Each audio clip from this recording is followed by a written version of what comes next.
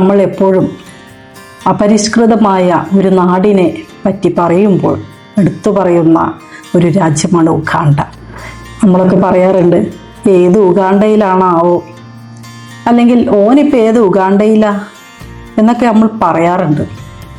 എന്നാൽ ഉഗാണ്ട എന്നത് കേരളം പോലെ തന്നെ പ്രകൃതി രമണീയവും സംസ്കാരം കൊണ്ട് സമ്പന്നവും വാണിജ്യം കൊണ്ട് ഉത്കൃഷ്ടവുമായ ഒരു ആഫ്രിക്കൻ രാജ്യമാണ് ഉഗാണ്ട എന്ന് മുഹമ്മദ് ഷെരീഫ് തൻ്റെ യാത്രാനുഭവത്തിൽ പറയുന്നു.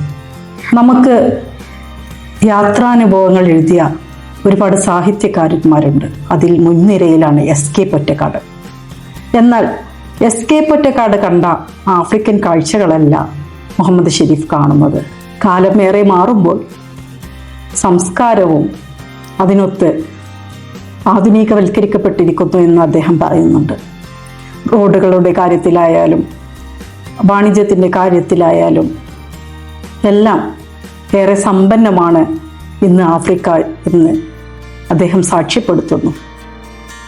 എന്തുകൊണ്ടാണ് ആഫ്രിക്ക പോലൊരു രാജ്യം തിരഞ്ഞെടുത്തത് എന്ന ചോദ്യത്തിന് അദ്ദേഹം പറയുന്ന മറുപടി, താൻ വായിച്ച പുസ്തകങ്ങളിൽ ആഫ്രിക്ക എന്നും അദ്ദേഹത്തെ ഏറെ ആകർഷിച്ചിട്ടുണ്ട് എന്നാണ്.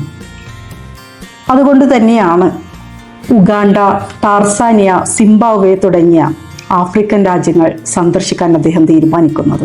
ആലിക്കരയിൽ നിന്നും തുടങ്ങി ആഫ്രിക്ക വരെയുള്ള മുഹമ്മദ് ഷെരീഫിൻ്റെ ഏറെ അനുഭവവേദ്യമായ യാത്രാനുഭവമാണ് മാതൃഭൂമി ബുക്സ് പുറത്തിറക്കിയ ആലിക്കര മുതൽ ആഫ്രിക്ക വരെ എന്ന ഈ പുസ്തകം. നൈൽ നദിയുടെ തീരങ്ങളിൽ അതിൻ്റെ ഉറവിടം തേടി അലയുമ്പോൾ മുഹമ്മദ് ഷെരീഫ് ഗാന്ധിജിയുടെ പ്രതിമ കാണുന്നുണ്ട്.